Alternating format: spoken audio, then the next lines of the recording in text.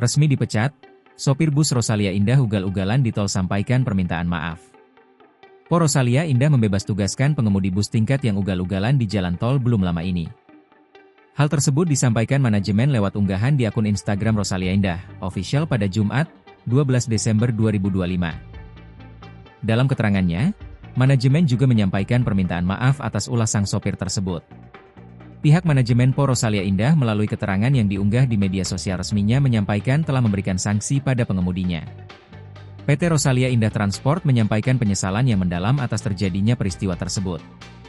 Kami memohon maaf kepada seluruh pengguna jalan dan masyarakat yang terdampak maupun merasa tidak nyaman, tulis unggahan itu pada Jumat, 12 Desember 2025.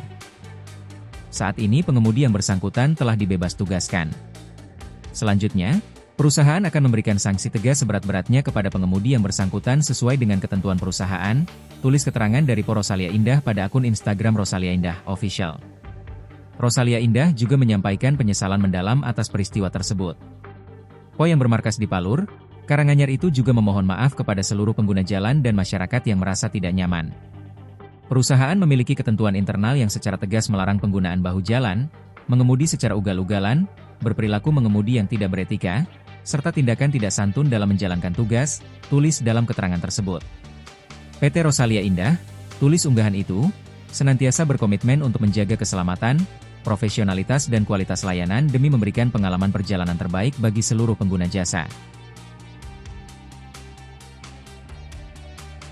Download Tribun X sekarang, menghadirkan lokal menjadi Indonesia.